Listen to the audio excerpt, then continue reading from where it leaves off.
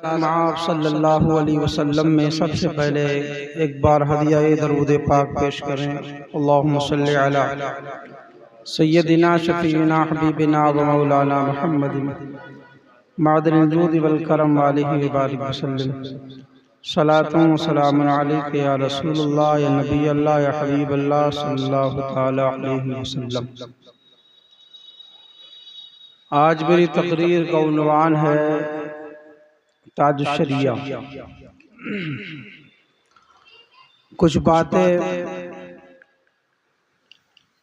आपकी जिंदगी की आज आप तक पहुंचाने की कोशिश करूंगा और ताज शरिया पर कई तकरीरें मेरी जो गुज़िश्ता साल हुई है वो भी इसी चैनल पर पड़ी हुई हैं। मुल्क शाम का सफ़र, वहाँ के उलमा की नज़र में ताज शरिया का इल्मी मकाम क्या है वो मैं पहले बयान कर चुका हूँ। आज कोशिश करूँगा कि जो कुछ बयान किया है उससे हट कर के ताज शरिया रहमतुल्लाहि ताला अलैह के जिंदगी के कुछ गोशे आप तक पहुँचाने की कोशिश करूँ। यूँ तो सब जानते हैं कि हुजूर ताजुश शरिया शहजादा आला हजरत भी हैं, औलाद आला हजरत भी हैं, गुले गुलजार रज़वियत भी हैं। आला हजरत की नस्ल में है, औलादों में है।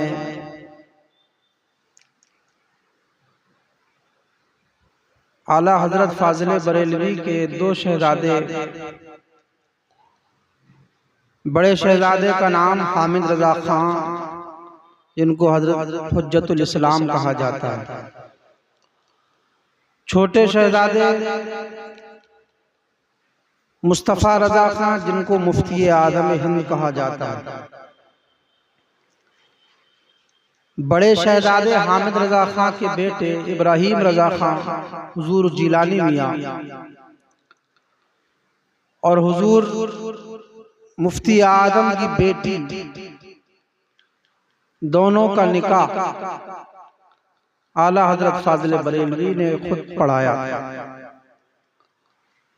हुज्जतुल इस्लाम के बेटे इब्राहिम रजा खां और मुफ्ती आदम की बेटी का जब निकाह होता है तो उन्हीं दोनों के दरमियान एक बच्चा पैदा होता है जिसका नाम हुजूर ताजुश शरिया है, जो आगे चल के ताजुश शरिया बनता है।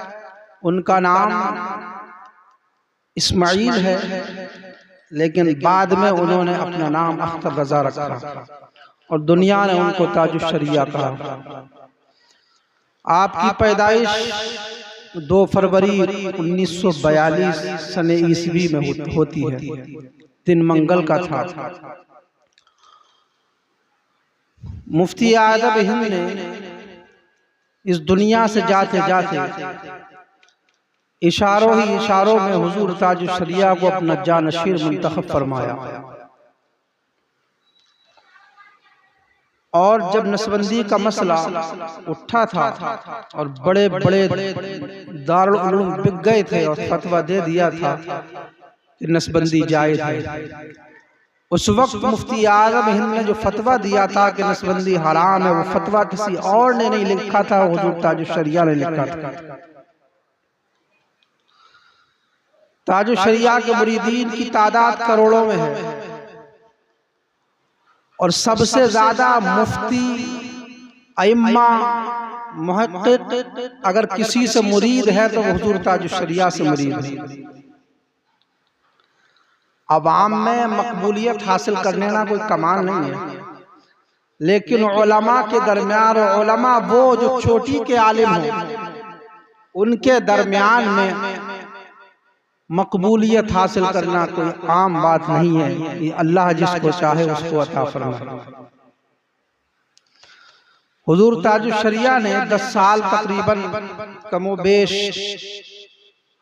मंजर इस्लाम में पढ़ा। उसके बाद मुफ्ती आज़म हिंद के मशवरे से आपको भेजा गया था जामिया अज़हर मिस्र, जो दुनिया की सबसे बड़ी यूनिवर्सिटी है। वहां आपने 3 साल पढ़ाई की और 3 साल के बाद आपने फाइनल एग्जाम जब दिया तो 40,000 बच्चे थे। 40,000 बच्चों में हुजूर ताजुश शरिया ने सबसे टॉप किया और आवाज आई थी, ऐलान किया गया था कि जामिया अज़हर मिस्र का इस साल का जो सबसे बड़ा टॉपर है वो कोई और नहीं, हिंदुस्तान के अहमद रजा खान का पोता है, मुफ्ती आज़म हिंद का नवासा।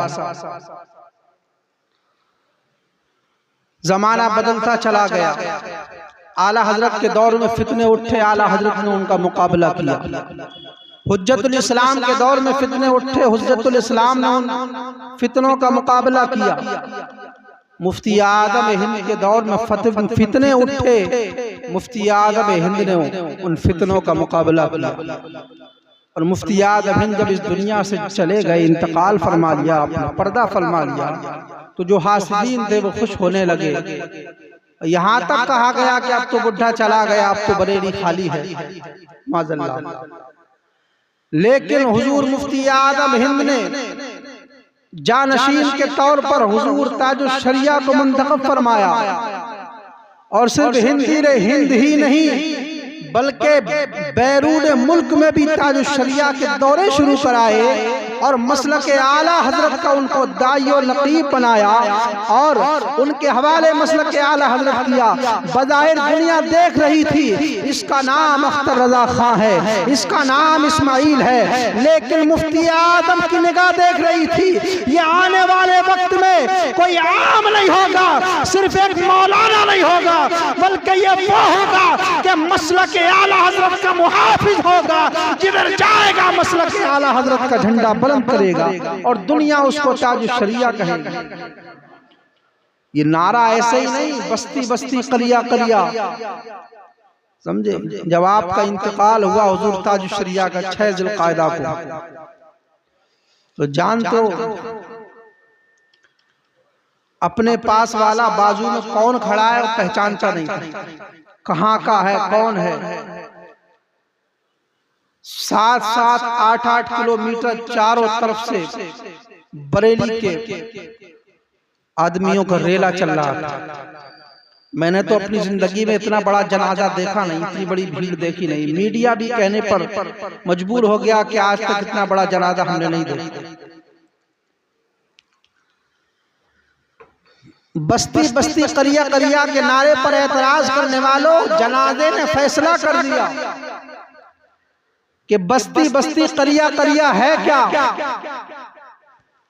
हर देहात से लोग निकले थे जनाजा पढ़ने के लिए ताजुश शरिया के, हर गांव से लोग निकले थे ताजुश शरिया के जनाजे में शिरकत के लिए। हर बस्ती से निकले थे, हर करिया से निकले थे, हर देहात से निकले थे, हर शहर से निकले थे, हिंदुस्तान से निकले थे, पाकिस्तान से निकले थे, अमेरिका से निकले थे, अफ्रीका से निकले थे, यूरोप से निकले थे, पूरी दुनिया से लोग ताजुश शरिया के जनाजे पर आए थे। और इस नारे का लोगों को पता चल गया कि वाकई बस्ती बस्ती कलिया कलिया ताजुश शरिया, ताजुश शरिया। और ताजुश शरिया जब 80 की दुहाई या 60 की दुहाई में हज करने के लिए जाते हैं तो वहां पर आपको गिरफ्तार किया गया। अचानक पुलिस आ गई, आपकी अहलिया भी साथ में थी, कहा आपकी तलाशी लेना है। आपने अपनी अहलिया को पर्दे के साथ हटा दिया वहां से, और जब आपकी तलाशी ली गई तो आपके पास कुछ किताबें थी जो नजरिया अहले सुन्नत वल जमात का है, उसी ताल्लुक से किताबें थी।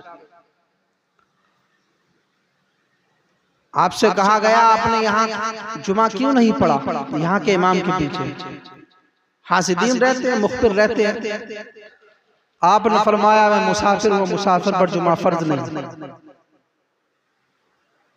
आपका अकीदो नजरिया, अकायदो नजरिया पूछे गए आपसे कहा गया आपने एक नए फितने को जन्म दिया है, एक नए फिरके के आप दाइयो नकी में आपने फरमाया मेरा अकीदा वही है जो मेरे दादा मौलाना अहमद रजा खां का था, और वो अकीदा वो है जो अहले सुन्नत वल जमात का है। आपने वसीले पर दलाइल दिए, आपने नबी की अजमतों पर दलाइल दिए, और आपने फरमाया हमारा अकीदा तो यह है कि दुनिया जो बनी है वो नबी पाक सल्लल्लाहु अलैहि वसल्लम के सदक़े में बनी है। आपने बताया कि जन्नत में कोई भी इंसान उस वक्त तक नहीं जा सकता जब तक मुस्तफा जान रहमत की शफाअत उसे नसीब ना हो जाए। ताजुश शरिया ने जो अकीदा अहले सुन्नत था उसको खुल करके बयान किया। बेड़ियां डाल दी गई आपके हाथ पैरों में, उसके बाद मदीना नहीं जाने दिया गया आपको, वहां से सीधा उठा करके आपको जद्दे में छोड़ा गया और वापस आए। उस वक्त जो तड़प थी मदीना जाने की, वो ताजुश शरिया ने अपने कलम से लिखा जो दिल के जज्बात थे। दागे फुरकते तैबा कल्बे मुज़महिल जाता, काश गुंबदे खजरा देखने को मिल जाता। और फरमाते हैं फुरकते मदीना ने वो दिए मुझे सदमे, कोह पर अगर पड़ते, यानी पहाड़ पर कोह पर अगर पड़ते कोह भी तो हिल जाता। ताजुश शरिया ने लिखा। और फिर एक वक्त आया, अल्लाह का ऐसा करम हुआ, हुजूर का ऐसा करम हुआ कि मेहमान काबा बनाकर के ताजुश शरिया को गुस्ले काबा के लिए बुलाया गया। आप हर साल उम्रा के लिए जाते थे, कई हज किया उसके बाद ताजुश शरिया में, और उम्रे के लिए तो हर साल जाते थे। तो सिर्फ उम्रा करने नहीं जाते थे, बल्कि मक्के और मदीने के उलमा आपसे दर्स लिया करते थे। वहां के उलमा के जो सवालात होते थे वो सारे शुयूख, सारे उलमा मक्का और मदीना के जो हुआ करते थे वो आकर के ताजुश शरिया से सवाल जवाब किया करते थे। ताजुश शरिया ने यहाँ के जो जिन पर एतमाद करते थे एक वाकया बताया। मदीना शरीफ में हुजूर ताजुश शरिया दर्स बुखारी दे रहे हैं, और दर्स बुखारी देते देते एक अरबी शेख खड़ा हुआ, आलिम दीन था। उसने कहा था ऐ शेख मैं आपसे एक सवाल करना चाहता हूँ, और सवाल यह है कि आप बुखारी शरीफ में एक हदीस पेश करते हैं लेकिन वो हदीस झूठी है। आपने फरमाया कौन सी हदीस? आप ये जो हदीस बयान करते हो कि हुजूर जब पैदा हुए थे और हुजूर की पैदाइश पर आपका जो चचा अबू लहब था, अबू लहब ने अपनी बांदी सुबैबा, किसी ने सौबिया कहा है, किसी ने सुबैबा कहा है, आखिरकार उस लौंडी को अबू लहब ने इस खुशी में उंगली से आजाद कर दिया था कि जा तूने मेरे भतीजे की पैदाइश की खुशखबरी दी है, मैं तुझे आजाद करता हूँ। उसके बाद लोग बयान करते हो कि जब उसका मर गया वो, तो किसी ने ख्वाब में देखा कि अबू लहब से पूछा गया क्या हाल है? कहा बहुत बुरा हाल है, दुश्मनी जो रसूल से की है उसकी सजा मुझे मिल रही है, लेकिन पीर के दिन मेरी उंगली से एक पानी निकलता है, मैं उसको चूसता हूँ और उस दिन अदाब में भी कमी कर दी जाती है। आप कहते हो कि इस हदीस को बयान करके कि अज़ाब में तखफीफ कर दी जाती है, कमी कर दी जाती है, लेकिन ये हदीस जो है वो झूठी है। और इसलिए झूठी है कि ये कुरान पाक की आयत से टकरा रही है, और कोई हदीस जब कुरान की आयत से टकराती है तो उस हदीस को छोड़ दिया जाता है और कुरान पाक की आयत को दलील के तौर पर माना जाता है। कुरान पाक की आयत को जो है वो फौकियत दी जाती है, कुरान पाक की आयत को पहले माना जाता है। अगर कुरान की आयत के मुकाबले में कोई हदीस आ जाए तो हदीस को छोड़ दिया जाएगा और कुरान की आयत को अपनाया जाएगा। आपने फरमाया कि जरा बताओ तो वो कौन सी आयत है जो हदीस से टकरा रही है? तो उसने जवाब दिया था ला युखफ़फ़ु अन्हुमुल अज़ाब, इसमें कहा गया है कि काफिरों के अज़ाब में कमी नहीं होगी। कुरान तो कह रहा है काफिरों के अज़ाब में कमी नहीं होगी, और आप हदीस पेश करते हो कि अबू लहब जो कि काफिर था, दुश्मन रसूल था, उसके आदाब में कमी हो जाती है। ताजुश शरिया मुस्कुराए और फरमाया दोनों सही है। वो भी सही है ये भी सही है। कहने लगा शायख ऐसा कैसे हो सकता है दोनों बातें सही हो? कहा मैं समझाता हूं तुम्हारे समझ में नहीं आती। ये होता है इल्म। ताजुश शरिया ने फरमाया कुरान की दूसरी आयत अज़ाब के ताल्लुक से देखो आगे पीछे। ये जो आयत है इसका मतलब ये है कि कयामत जब कायम हो जाएगी और हिसाबो किताब जब हो जाएगा, हिसाबो किताब के बाद जन्नती जन्नत में चले जाएंगे, दोज़खी दोज़ख में चले जाएंगे। जब हिसाबो किताब के बाद दोज़खियों को जहन्नम में डाल दिया जाएगा, उसके बाद काफिरों के अज़ाब में तखफीफ नहीं होगी। लेकिन ये हदीस जो है वो इसलिए सही है कि अबू लहब अभी कब्र के अंदर है। अबू लहब जो है वो अभी हिसाबो किताब नहीं हुआ है, अभी मैदान महशर कायम नहीं हुआ है, अभी कयामत नहीं आई है। तो यहाँ पर हदीस ये वादे कर रही है कि यहाँ पर अभी अज़ाब आखिरत मिलने से पहले पहले, यानी हिसाबो किताब होने से पहले पहले उसके अज़ाब में तखफीफ हो रही है। और कुरान की आयत जो है वो ये बताना चाहती है कि जब हिसाबो किताब हो जाएगा, काफिर जहन्नम में चले जाएंगे, उसके बाद किसी काबिल के अज़ाब में कमी नहीं होगी। ये इल्म है मेरे ताजुश शरिया। जो अरबी है, जिनकी ज़बान अरबी है, जिनको नाज है कि हम जबान वाले हैं, हम फसीह बलीग हैं, हमारे सामने पूरी दुनिया गूंगी है। अल्लाह अकबर। ऐसे आलम में भी अगर बुखारी शरीफ की हदीस को किसी ने सही करार दिया और उसकी आबरू बचाई अगर किसी ने, तो कोई और नहीं बरेली का ताजुश शरिया है। ये मकाम है मेरे पीर ताजुश शरिया। और उसके बाद आप हिंदुस्तान आए। हिंदुस्तान आए तो सिर्फ ये नहीं कि सिर्फ वहां पर जवाब देकर के आ गए।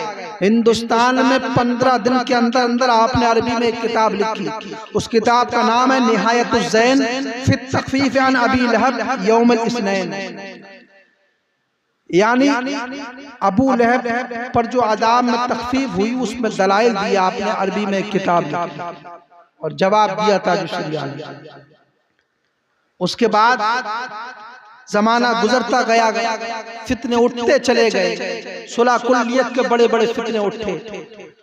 शेखुल इस्लाम बनकर के लोग इस दुनिया में आए और कहा कि जितने बातिल फिरके हैं वो सब सही हैं। ताजुश शरिया ने कहा था ये सुलह कुल्ली है, इनको पहचानो। किसी ने कहा सबके पीछे नमाज दुरुस्त है, सबके पीछे पढ़ लो, जहाँ चाहो वहां पढ़ लो, ये मत देखो किसकी मस्जिद है, कौन इमाम है। ताजुश शरिया ने कहा ये ऐसे ईमान के लुटेरे हैं, इनसे ईमान को बचाओ। आज जाहिल भी है, आलिम का लिबादा ओढ़े, ऐसे मुल्लाओं से ईमान बचाए रखना। ताजुश शरिया ने हर फितने का जवाब दिया। आप पर मुकदमा कायम किया गया मुरादाबाद में, आपने सब कुछ बर्दाश्त किया, लेकिन मुस्तफ़ा जान रहमत के दीन पर इस्तिकामत इख्तियार करते चले गए। हुजूर ताजुश शरिया ने जो फितना आया उसका जवाब लिखा। अमेरिका का एक प्रोफेसर था जिसने नेट पर एक मजमून डाला और उसका नाम ये था हामिम नून। हामिम नूह नाम था उसका। उसने एक मजमून लिखा और अंग्रेजी में वो मजमून था, लिख कर के नेट पर डाल दिया। मजमून क्या था? उसने ये बताया कि जो अंबियाए किराम होते हैं, नबी और रसूल होते हैं, वो इसलिए आते हैं कि खुदा का पैगाम लोगों तक पहुंचा दें, और वो खुदा का पैगाम पहुंचा देते हैं। उसके बाद नबी को मानो या ना मानो कोई फर्क नहीं पड़ता। और एक डाकिया की मिसाल उसने दी कि डाकिया आपके पास खत लेकर के आता है या आपका खत लेकर के जाता है।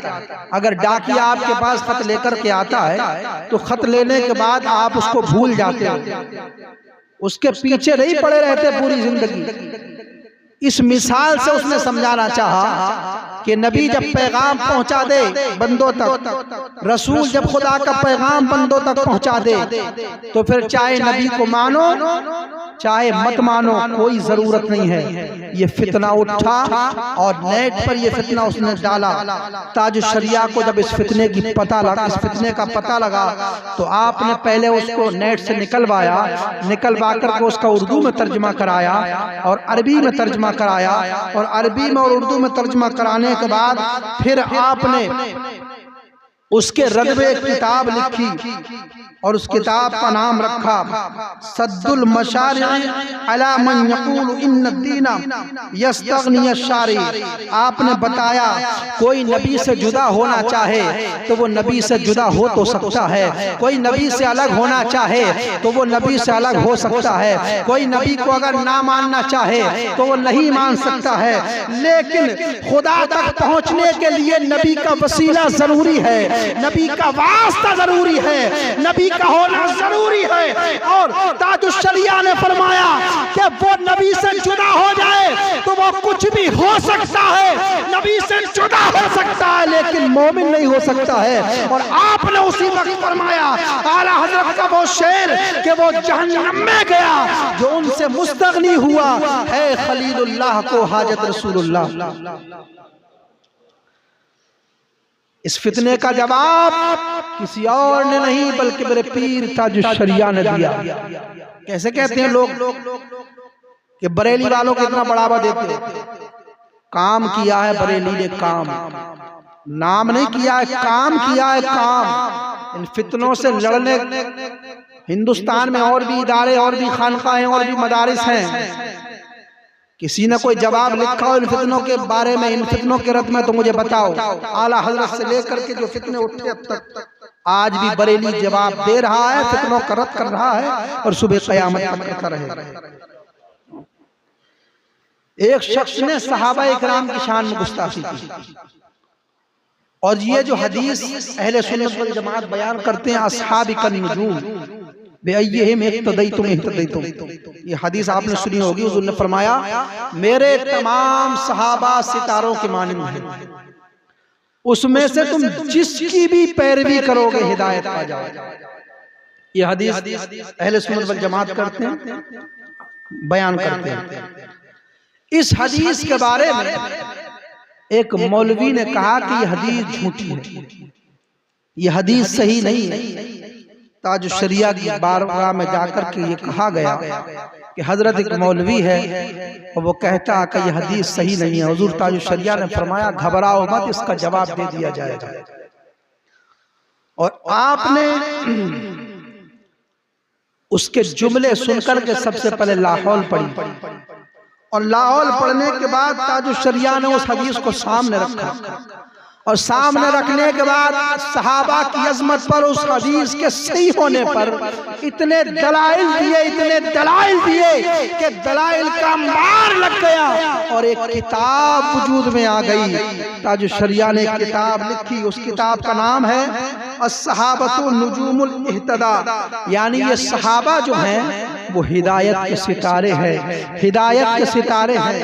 अल्लाहु अकबर। जब अल्लाह के रसूल सल्लल्लाहु अलैहि वसल्लम ने ये जो फरमाया है, ये हदीस झूठी नहीं है, बल्कि ये हदीस बिल्कुल यकीनन सच्ची है, और बल्कि जो हदीस पाक का इनकार करता है वो खुद झूठा है। इसलिए कि इस हदीस को फला फला मुहद्दिस ने नकल किया है अपनी किताबों में, अगर ये मान लिया जाए कि हदीस झूठी है तो गोया ये तमाम मुहद्दिस झूठे करार दिए जाएंगे।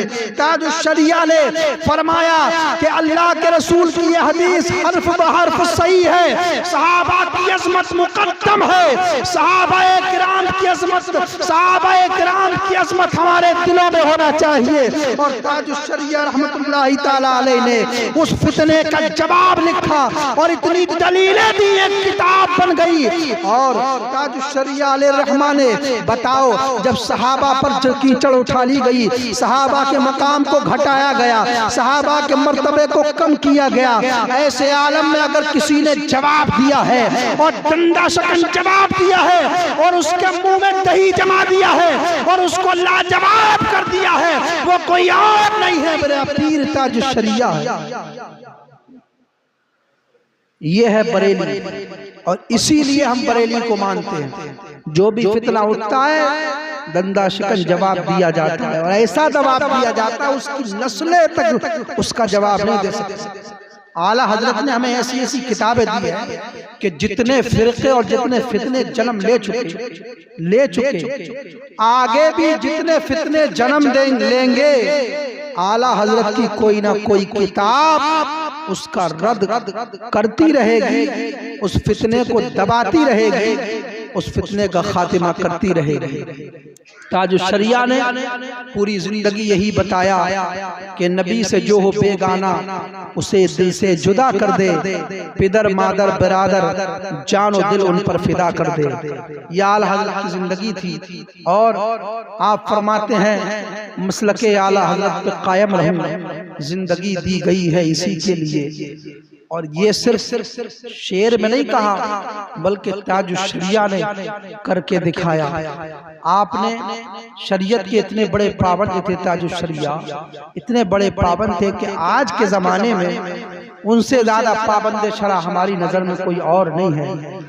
बड़े बड़े फितने उठे, बड़े बड़े तूफान उठे, बड़ी बड़ी हुकूमतों ने दबाना चाहा, लेकिन कोई भी बातिल, कोई भी जालिम ताकत, कोई भी आंधी, कोई भी तूफान मेरे ताजुश शरिया के पैर में जर्रा बराबर लर्जिश पैदा ना कर सका, लर्जिश पैदा ना कर सका।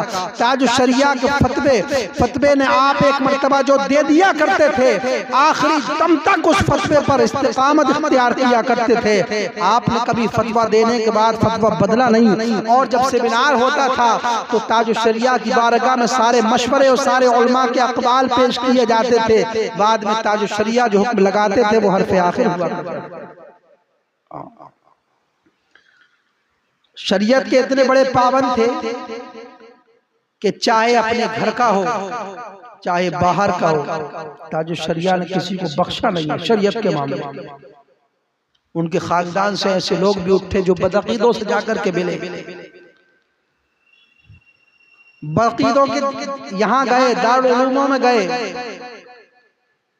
और सुन्नी और गैर सुन्नी का फर्क मिटाना चाहा। ताजुश शरिया ने हुक्म लगाया और कहा ऐसे लोग जिस मजलिस में मैं हूं उसमें ऐसे लोगों को आने की इजाजत नहीं है।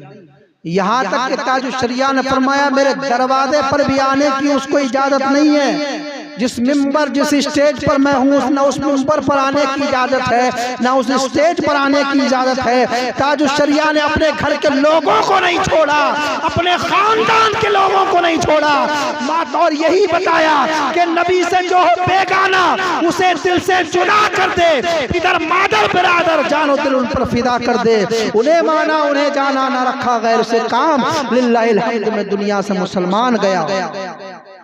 हमने बुजुर्गों के अमामे के कलर तो लिए, हमने पीरों के जुब्बों के कलर तो लिए, अमामों के कलर तो लिए, लेकिन उनकी जिंदगी क्या है, उनकी सीरत क्या है, हमने पसे पुष्ट डाल दिया। ताजुश शरिया की सीरत यह है कि बदअकीदों से समझौता नहीं किया जाएगा। ताजुश शरिया की सीरत यह है कि उनकी नमाज कभी कज़ा नहीं हुई है। जो ताजुश शरिया से मोहब्बत करेगा कभी उसकी नमाज कज़ा नहीं छूटेगी। आप जब आपकी नजर कमजोर हो गई थी तो एक घड़ी रहा करते थे बोलने वाली, बार बार उसको बजा करके देखते थे बटन दबा करके कि क्या वक्त हुआ है, नमाज का वक्त हुआ है कि नहीं हुआ है। और अव्वल वक्त में आप नमाज अदा फरमाया करते थे। नमाज के इतने बड़े पाबंद थे, बार बार घड़ी देखते थे बटन दबा करके कि अभी नमाज में कितना वक्त बाकी है। कभी ताजुश शरिया की नमाज कज़ा नहीं हुई। ताजुश शरिया अलैहिर्रहमान ने कभी ताजुश शरिया अलैहिर्रहमान ने बदअकीदों से कभी समझौता नहीं किया। ताजुश शरिया रहमतुल्लाह अलैह ने कभी झूठ नहीं बोला। ताजुश शरिया रहमतुल्लाह अलैह ने कभी शरीयत से रूगर्दानी नहीं की, बल्कि वो चलते थे तो नबी की सुन्नतों के पर, नबी की सुन्नतों को नबी की सुन्नतों पर चलते थे। वो खाते थे मुस्तफ़ा की अदाओं के साथ खाया करते थे। वो पीते थे तो नबी की सुन्नत के तरीके पर पिया करते थे। वो लिबास पहनते थे तो नबी की सुन्नत पर लिबास पहना करते थे। वो जब तकल्लुम किया करते थे तो नबी के तरीके पर तकल्लुम किया करते थे। वो जब चलते थे तो दुनिया कहती थी वाकई ये नबी का दीवाना है। जब ताजुश शरिया का आलम यह है तो मेरे हुजूर का आलम क्या होगा? जब उम्मती का आलम यह है तो फिर मेरे नबी का आलम क्या होगा?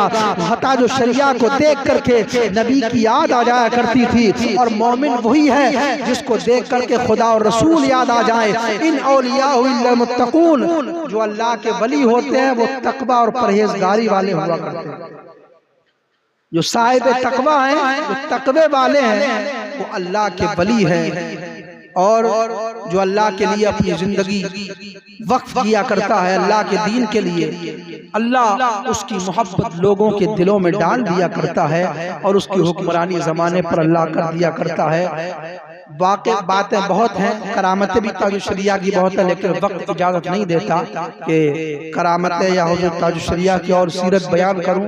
हमें ये चाहिए कि ताज शरिया की जो ज़िंदगी है, उनकी ज़िंदगी पर हमको पढ़ें और पढ़ने के बाद उनकी ज़िंदगी पर हम अमल करने की कोशिश करें कि हुज़ूर ताज शरिया ने और हमारे बुजुर्गों ने कैसी ज़िंदगी गुजारी।